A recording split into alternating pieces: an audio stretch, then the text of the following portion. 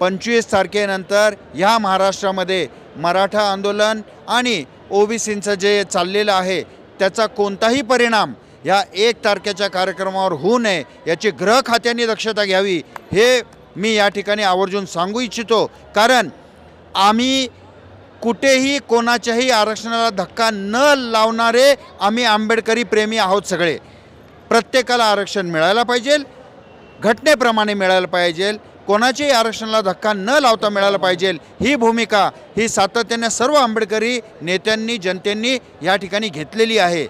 जर 24 तारखेनंतर काय महाराष्ट्रातली परिस्थिती वेगळी झाली त्याचा परिणाम हा 1 तारखेवर होऊन त्याचा खापर हे आंबेडकरी जनतेवर येऊ नये हे देखील दक्षता प्रशासनाने घ्यावी, राज्य सरकारने घ्यावी ही कळकळीची विनंती वजा सूचना आम्ही या ठिकाणी करत आहोत हे या प्रसंगी आम्ही सांगतो। आणि येणाऱ्या सर्व भीम अनुयायांना 1 तारखेच्या या कार्यक्रमामध्ये आपण आवर्जून यावं आणि कुठलीही असुरक्षित मनामध्ये भावना न ठेवता यावं एवढी विनंती करतो। नांगरे पाटील, त्या नांगरे पाटलाला प्रोत्साहन द्यायचं काम या सरकारने केलं। ज्या नांगरे पाटलाने त्या ठिकाणी व्हिजिटही दिली नाही, त्या दिवशी ते आलेलेही नाहीत आणि त्यांना या सरकारने मोठं केलं, त्यांना खरं तर निलंबित केलं पाहिजे। आज या ठिकाणी बोललं तर काय उचित ठरणार आहे।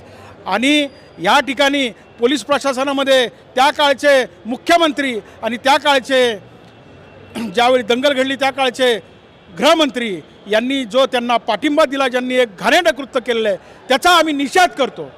आजही तो निषेध झाला पाहिजे। आणि ह्या इतिहास झालेला आहे की ह्या सरकारने ज्यांनी आंबेडकरी चळवळीला दाबायचं काम केलं, ज्यांनी विजयस्तंभाला चेतवण्याचं काम केलेलं आहे त्यांना आम्ही संपवल्याशिवाय ही आंबेडकरी चळवळ काय शांत राहणार नाही। आंबेडकरी चळवळीतर्फे स्वतः मी मिलिंद गायकवाड, राजे प्रतिष्ठान, आमचे नेते छत्रपती शिवरायांचे 13वे वंशज खासदार उदयनराजे भोसले यांच्यातर्फे मी आभार मानतो।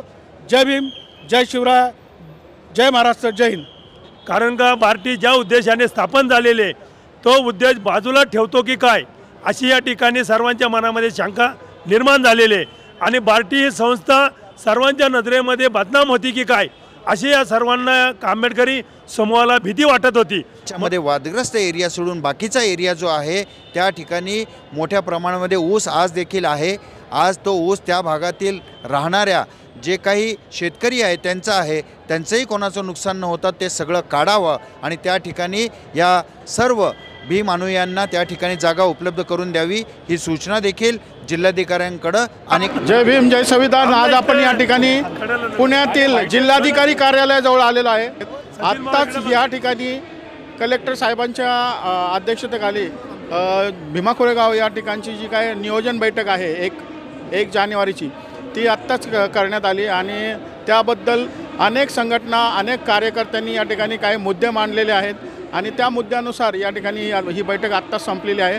आपण काही प्रमुख कार्यकर्ते आहेत त्यांच्याकडून जाणून घेऊया की नेमकं आजच्या मीटिंगचं जे काय फलित आहे, जी काही चर्चा झाली त्याबद्दल आपलं काय मत आहे। आज ज्या भीमा कोरेगावच्या नियोजनासंदर्भात कलेक्टर साहेबांच्या इथं जी मीटिंग लावली होती यशस्वीरित्या पार पाडली, परंतु बार्टीचा जो पैसा आहे जे 60 लाख रुपयाचं ज्यांनी जे टेंडर काढलेलं आहे ते टेंडर हे चुकीच्या पद्धतीने निघालेलं आहे। बाबासाहेब स्वतः म्हणतात की एक वेळ तुम्हाला घरात खायला नसेल तर चालेल, परंतु शिक्षण आपल्या लेकरांना शिक्षण द्या। आज हा जो फंड्स आलेला आहे बार्टीकडे जो फंड्स आलेला आहे हा फंड सगळा हा शिक्षणासाठीच त्याचा उपयोग व्हायला पाहिजे। विद्यार्थ्यांना स्कॉलरशिप मिळाली पाहिजे, विद्यार्थ्यांना बाहेर देशामध्ये पाठवायला तो फंड्स उपयोगात आणला पाहिजे। शिक्षणासाठी पर्टिक्युलर तो फंड देण्यात यायला पाहिजे। PhD करायला प्रोत्साहन परत आणि त्याच्या फीज भरण्यासाठी जो फंड आलेला आहे त्याच्या माध्यमातून जर या आंबेडकरी समाजाला जर तुम्ही अन्न चारण्याचा प्रयत्न करत असेल तर आम्ही त्याचा पहिला जाहीर निषेध करतो। कारण हा फंड जो आलेला आहे तो शिक्षणासाठी आहे। दुसरी गोष्ट ही आहे की जो राज्य शासनाला जर या आंबेडकरी चळवळीचं आंबेडकरी समाजासाठी मदत करायची असेल तर आमचं पर्सनली हे मत आहे की राज्य शासनाने कलेक्टर साहेबांकडे वेगळा निधी पाठवावा। तो बार्टीच्या मधून किंवा सामाजिक न्याय विभागाच्या माध्यमातून तो निधी डायव्हर्ट न करता हा स्वतंत्र निधी पाठवून जर लोकांच्या भोजनाची व्यवस्था करणार असेल तर तो स्वतंत्र निधी कलेक्टर साहेबांकडे पाठवून त्या कलेक्टर साहेबांनी त्या निधीचा वापर त्या पद्धतीने त्या ठिकाणी केला पाहिजे। कारण जो शिक्षणासाठी फंड आलेला आहे तोच फंड गेल्या वेळेस देखील 150 करोड रुपये रिटर्न शासनाकडे पाठवले होते। धर्तीवरती बार्टी ही जी संस्था आहे ती उभी केलेली आहे आणि ती संविधानिक संस्था आहे, त्यामध्ये असंविधानिक काम नको आहे। हा संपूर्ण आंबेडकरी चळवळीचा एक आवाज एकत्र होऊन बुलंद होऊन आज या जिल्हाधिकारी कार्यालयामध्ये या बैठकीच्या द्वारे झालेला आहे, त्या निर्माण झालेला आहे। आणि ते खरंच आहे की गोरगरीब दीनदलित आदिवासी असोत, SC असोत, ST असोत, या सर्व प्रवर्गाचे जे विद्यार्थी आहेत त्यांना ह्या ठिकाणी वंचित ठेवून जर होणार असेल हा उत्सव तर त्याला सगळ्यांचा आमचा निषेध आहे आणि ते निषेधार्ह आहे। हे संपूर्ण जिल्हाधिकाऱ्यांनी ऐकून घेतलेलं आहे आणि आमचं सर्वांचं म्हणणं हे सरकारपर्यंत मांडणार आहे। शेवटी राजकीय इच्छाशक्ती पाहिजे। जशी राजकीय इच्छाशक्तीमुळे 2018च्या त्या रात्री संपूर्ण मनोहर भिडेंनी आणि मिलिंद एकबोटेने केलं ते राजकीय इच्छाशक्ती होती त्यांना थांबवण्याचं। त्याच्यामुळे प्रशासन पण आपली ताकद वापरू शकत नाही ज्यावेळी एखादी राजकीय इच्छाशक्ती RSSची त्या मनोबलाने त्यांच्या मागे उभी राहिली आणि त्यांना त्यातनं बाहेर काढलं, ते आम्ही त्याचाही निषेध करतो। परंतु जे स्तंभाविषयी त्यांची जी द्वेष होता तो द्वेष त्यांनी दाखवण्याचा प्रयत्न केला, तो संपूर्ण आंबेडकरी अनुयायी एकत्र येऊन त्याला त्यांनी जबाब दिलेला आहे। आणि ही यात्रा जी आहे ही आमची धम्माची यात्रा आहे, ही आमच्या शौर्याची यात्रा आहे, ही आमची विजयाची यात्रा आहे। हे या ठिकाणी जिल्हाधिकारी कार्यालयामध्ये एक आवाज आज निघालेला आहे। त्यामुळं पोलीस प्रशासन यांच्यामध्ये प्रताप मानकर असू द्या त्या काळापासून ज्यांनी काम केलं, परंतु मी आज त्या काळी ज्यांनी IG असू द्या, IG रेंज होते नांगरे पाटील, त्या नांगरे पाटलाला प्रोत्साहन द्यायचं काम या सरकारने केलं। ज्या नांगरे पाटलाने त्या ठिकाणी व्हिजिटही दिली नाही, त्या दिवशी ते आलेलेही नाहीत आणि त्यांना या सरकारने मोठं केलं, त्यांना खरं तर निलंबित केलं पाहिजे। आज या ठिकाणी बोललं तर काय उचित ठरणार आहे। आणि या ठिकाणी पोलीस प्रशासनामध्ये त्या काळचे मुख्यमंत्री आणि त्या काळचे ज्यावेळी दंगल घडली त्या काळचे गृहमंत्री यांनी जो त्यांना पाठिंबा दिला, ज्यांनी एक घाणेरडं कृत्य केलेलं आहे त्याचा आम्ही निषेध करतो। आजही तो निषेध झाला पाहिजे आणि हा इतिहास झालेला आहे की ह्या सरकारने ज्यांनी आंबेडकरी चळवळीला दाबायचं काम केलं, ज्यांनी विजयस्तंभाला चेतवण्याचं काम केलेलं आहे, त्यांना आम्ही संपवल्याशिवाय ही आंबेडकरी चळवळ काय शांत राहणार नाही। तर आज जिल्हाधिकारी कार्यालयामध्ये जे आज नियोजित बैठक झाली त्या अनुषंगाने प्रशासनाने जे काम केले ते स्तुत्यप्रिय आहे, परंतु त्यामध्ये संपूर्ण आंबेडकरी चळवळींचे जे खरे कार्यकर्ते रस्त्यावर येऊन काम करतात त्यांचंही म्हणणं ऐकून घेतलं व ते सरकार दरबारी मांडण्यात आहे। त्याबद्दलही आम्ही आंबेडकरी चळवळीतर्फे स्वतः मी मिलिंद गायकवाड, राजे प्रतिष्ठान, आमचे नेते छत्रपती शिवरायांचे 13वे वंशज खासदार उदयनराजे भोसले यांच्यातर्फे मी आभार मानतो। जय भीम, जय शिवराय, जय महाराष्ट्र, जय हिंद। मी शैलेंद्र मोरे, रिपब्लिकन जनशक्ती पक्षाचा प्रदेशाध्यक्ष। आज डॉक्टर राजेश देशमुख यांच्या अध्यक्षतेखाली पुणे जिल्हाधिकारी कार्यालय या ठिकाणी भीमा कोरेगावच्या शौर्य दिनानिमित्त या ठिकाणी बैठक झाली। या बैठकीमध्ये त्यांनी नियोजनासंदर्भात स्पष्टीकरण दिलेलं आहे, परंतु स्पष्टीकरण दिल्यानंतर सर्वच कार्यकर्ते आंबेडकरी समूहाचं एकच म्हणणं होतं की बार्टीच्या मार्फत या ठिकाणी कोणताही खर्च करू नये, कारण का बार्टी ज्या उद्देशाने स्थापन झालेले तो उद्देश बाजूला ठेवतो की काय अशी या ठिकाणी सर्वांच्या मनामध्ये शंका निर्माण झालेली आहे। आणि बार्टी ही संस्था सर्वांच्या नजरेमध्ये बदनाम होती की काय अशी या सर्वांना आंबेडकरी समूहाला भीती वाटत होती। म्हणून सर्वांनी एक वाक्यामध्ये बार्टीकडून होणाऱ्या निधीच्या खर्चाला प्रचंड असा तीव्र विरोध केलेला आहे।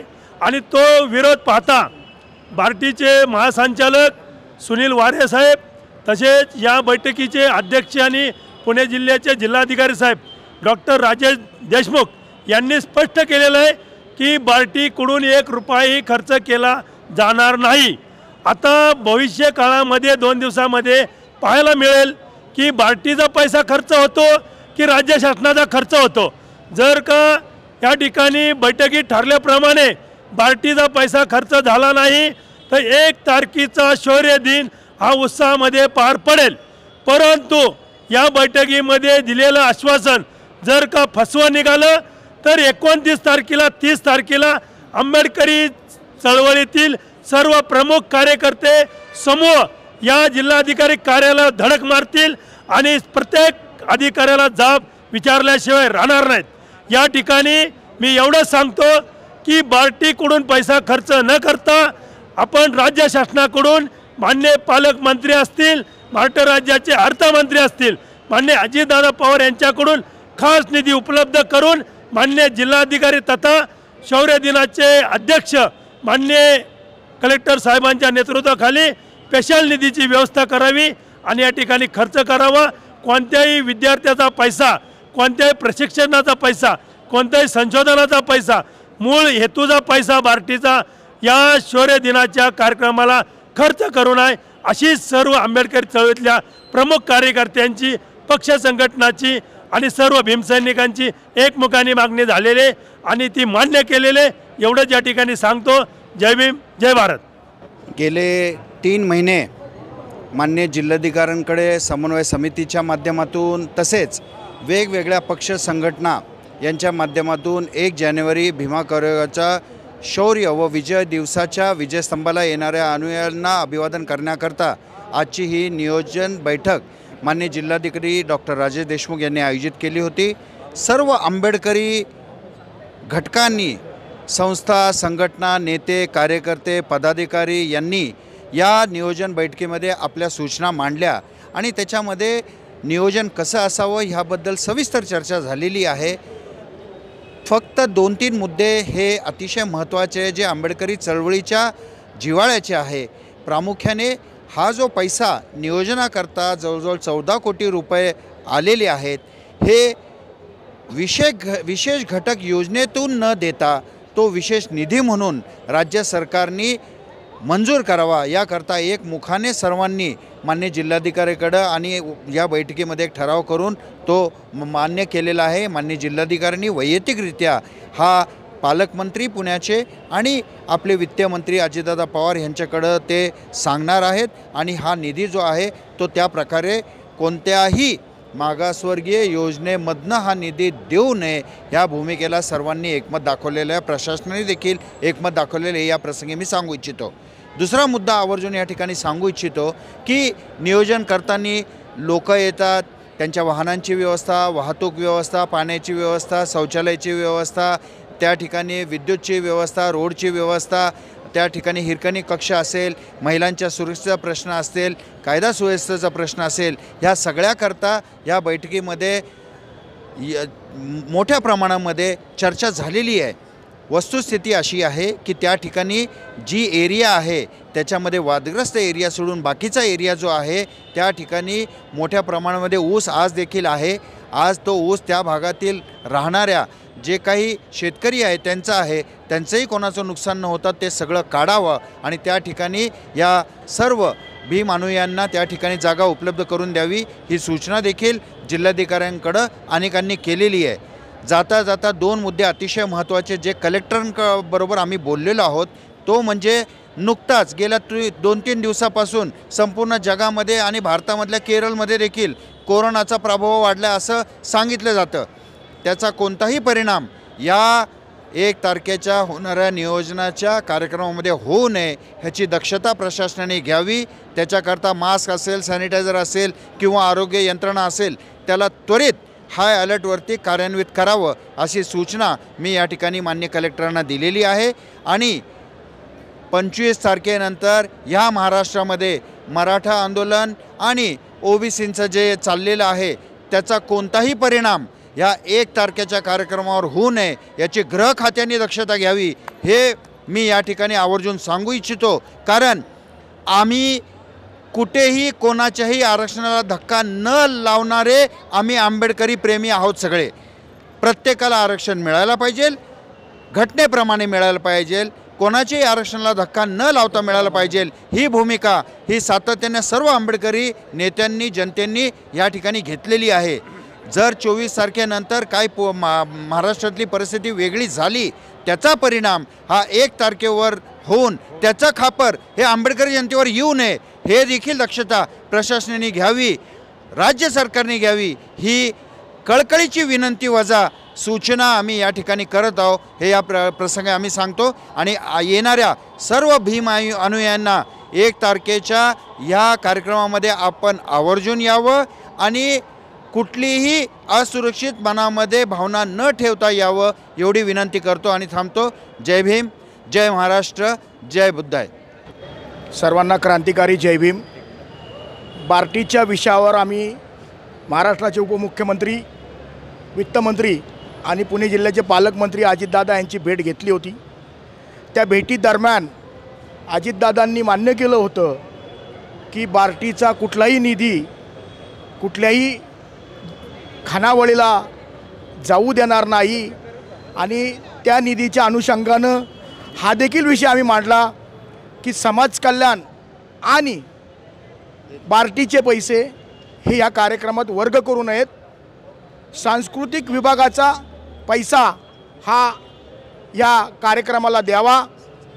त्याचं कारण म्हणजे समाज कल्याणकडनं आलेला पैसा हा आमच्यासाठी खर्च केला असं या सरकारचं ध्येयधोरण असतं आणि त्या ध्येयधोरणात आमच्यावर जे अन्याय झालेले असतात, ॲट्रॉसिटीच्या केसेस आहेत, त्यांना निधी दिला जात नाही, विद्यार्थ्यांना निधी दिला जात नाही. म्हणून आम्ही जिल्ह्याचे पालकमंत्री ह्यांना निवेदन दिलं होतं की बार्टीमार्फत देणारा निधी न देता सांस्कृतिक विभागामार्फत तो निधी दिला पाहिजे. कारण समाज कल्याण आणि बार्टीमार्फत दिलेला निधी हा तुम्ही आमच्यासाठी वापरला असं दाखवता, परंतु त्या कार्यक्रमात भीमा कोरेगावसारखा उत्सव तुम्ही ॲड करून तो निधी तिकडं वळवला जातो. त्यामुळं आम्ही त्याचा निषेध केला आणि माननीय उपमुख्यमंत्र्यांना ह्या निदर्शनास आणून दिलं की बार्टीमार्फत हा नको आहे, सांस्कृतिक विभागामार्फत हा निधी खर्च करावा, समाज कल्याणमार्फत देखील नाही. कारण समाज कल्याणला दिलेला निधी देखील तो आमच्या नावावर लागतो. तो निधी वेगळा व्यवस्था करून सांस्कृतिक विभागामार्फत तो खर्च करावा, म्हणजे तो आमच्या नावावर लागणार नाही. नाहीतर समाज कल्याण किंवा बार्टीमार्फत जर निधी खर्च केला तर तो मागासवर्गीयांना दिला असा दिसतो आणि त्याची मात्र जयस्तंभासाठी खर्च होतो. तर तो निधी वेगळा करून सांस्कृतिक विभागामार्फत खर्च करावा अशी विनंती त्यांनी मान्य केलेली आणि जी काही जेवणाची निविदा आहे त्यांनी रद्द करण्याची विनंती आमची मान्य केलेली, ती रद्द होणार आहे एवढंच बोलतो. आणि माननीय कलेक्टर साहेब, पोलीस प्रशासनाने अतिशय चांगल्या प्रकारे नियोजन केलेलं आहे. मी त्यांचेही मनापासून आभार मानतो. जय भीम, जय महाराष्ट्र, जय संविधान. गेल्या वर्षीपासनं आंबेडकरी चळवळीतील सर्व पक्ष संघटनांच्या प्रमुख पदाधिकारी महिला यांच्या एकत्रित येण्यानंतर भीमा कोरेगाव नियोजन समितीमध्ये पहिल्यांदा महिलांचा नियोजनाचा सहभाग दिसला आहे. ही एक ऐतिहासिक क्रांती आहे असं या ठिकाणी पुण्यात पहिल्यांदा झालेलं आहे, महाराष्ट्रात देखील हे पहिल्यांदा झालेलं आहे. आजच्या या मिटिंगांच्या अनुषंगाने यापूर्वी देखील आमच्या नियोजन समितीच्या भीमा कोरेगाव शौर्य दिन समन्वय समितीच्या 2023च्या जुलैपासून या मिटिंगा सुरू झालेल्या आहेत. आमचं नियोजन हे महिलांच्या नियोजनासाठी भर देणार आहे. महिलांच्या अनेक प्रश्नांवर लाखो समुदाय जो येणार आहे त्यामध्ये अंतर्भूत असणाऱ्या महिला, आबालवृद्ध यांच्यासाठी काही सुविधांच्या सूचना आम्ही वारंवार मांडत आलेलो आहोत. तशा 2023 जुलैपासून आम्ही सूचना कलेक्टर, पोलीस महासंचालक आणि त्याचबरोबर या राज्याचे मुख्यमंत्री यांच्याबरोबर समाज कल्याण मंत्री यांच्यापर्यंत देखील आम्ही आमच्या सूचना पुरवलेल्या आहेत. यानंतर कलेक्टर साहेबांनी आत्तापर्यंत ज्या सुविधा सांगितलेल्या आहेत त्याबद्दल अंमल जे होताना दिसतंय, त्यामध्ये ज्या काही छोट्या मोठ्या अपवादात्मक स्थिती असतील त्या भरून काढण्याची त्यांनी एक आश्वासक हमी आम्हाला दिलेली आहे.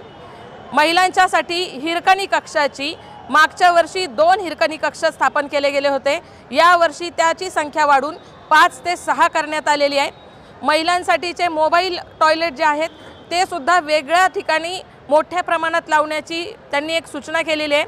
त्याचबरोबरीनं जी काही लोक त्या ठिकाणी येतात त्यांना या रणरणत्या उन्हामध्ये 6 डिसेंबरला ज्याप्रमाणे चैत्यभूमी येथे नियोजन असतं, मॅटिनचं असतं आणि त्यांच्यासाठी एक शामियाना उभारला जातो, त्या शामियानाची देखील आम्ही मागणी केलेली आहे. आणि त्याचबरोबरीनं मिसिंगच्या काही केसेस असतात आणि त्याचबरोबरीनं काही अलीकडच्या काळात एवढ्या वर्षात घडलं नाही परंतु अलीकडच्याच काळामध्ये दागिने चोऱ्यांची घटना झालेली आहे.